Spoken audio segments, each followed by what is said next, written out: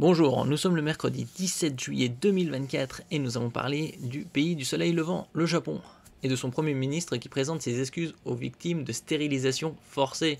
C'était une loi eugéniste qui a été instaurée en 1948 et qui a eu lieu jusqu'en 1996, donc assez récemment.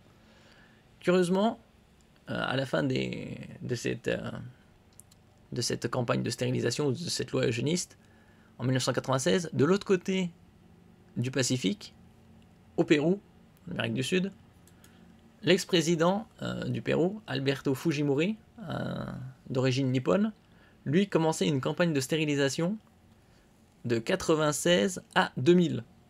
Assez curieux. De populations autochtones, des femmes, parce que d'après eux, ils jugeaient qu'elles faisaient trop d'enfants, et donc c'était aussi pour limiter la pauvreté. Ça, c'est l'état d'esprit de certaines de ces personnes. N'oubliez pas de vous abonner pour plus de news nationales, européennes et internationales sur ce monde merveilleux dans lequel nous vivons.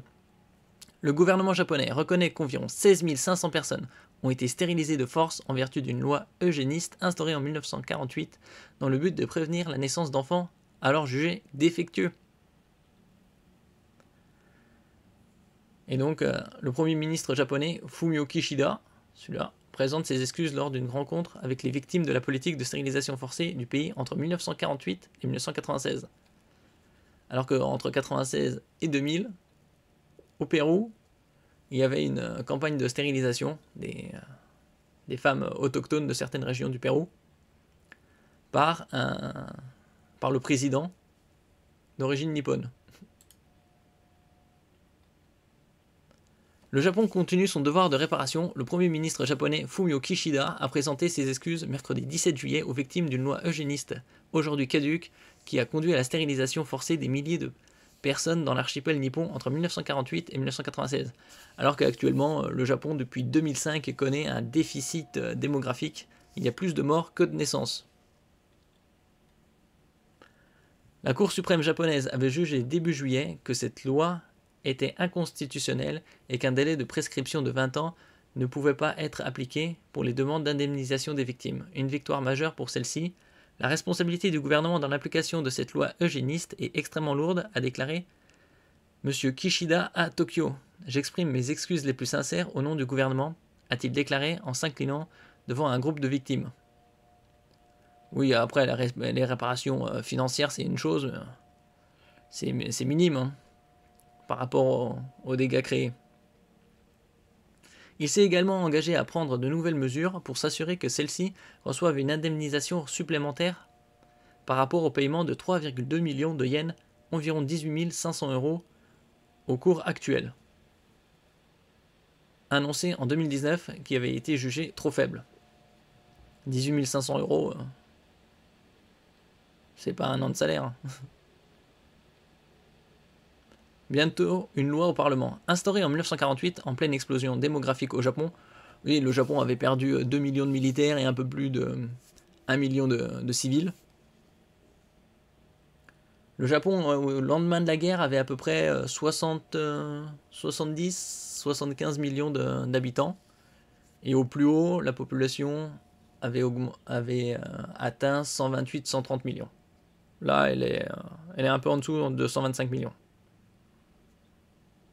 Cette loi eugéniste, conçue par un parlementaire et médecin japonais, avait pour but de prévenir la naissance d'enfants défectueux et de protéger la vie et la santé de la mère selon les textes. En plus d'autoriser l'avortement en cas de grossesse à risque, la loi estimait que la stérilisation ne nécessitait pas le consentement de la patiente lorsqu'il s'agissait de personnes mineures ou avec un handicap mental. Bon, ça va des relents de Seconde Guerre mondiale, là. Le gouvernement, qui avait présenté ses excuses en 2019, reconnaît qu'environ 16 500 personnes ont été stérilisées de force en vertu de la loi. Selon les autorités japonaises, 8 500 personnes supplémentaires avaient été stérilisées avec leur consentement, même si les avocats affirment qu'elles ont probablement été forcées de facto à l'être en raison des pressions subies. Oui, certainement, ils ont raconté des foutaises pour leur dire que c'était pour leur bien.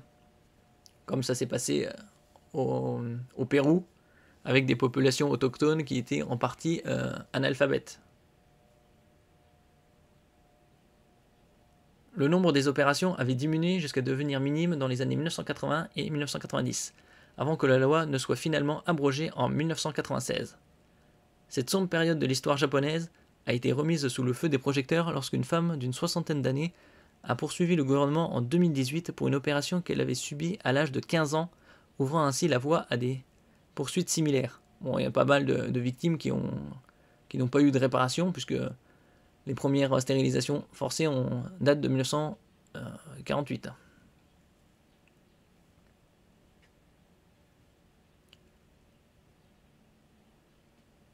À la suite de la décision de la Cour suprême, un groupe non partisan de législateurs a commencé à étudier de nouvelles compensations dans le but de soumettre une loi au Parlement d'ici la fin de l'année, a rapporté l'agence de presse Jiji.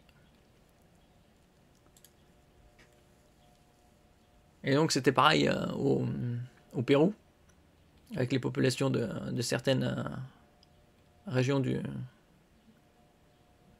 qui étaient principalement autochtones. Et en partie analphabètes pour beaucoup. Ils sont accusés d'avoir orchestré et mis en œuvre une politique de stérilisation forcée en 1996 et 2000. Donc là où c'était abrogé au Japon, 96, au Pérou, c'était mis en place, 96 à 2000, par un président d'origine nippone.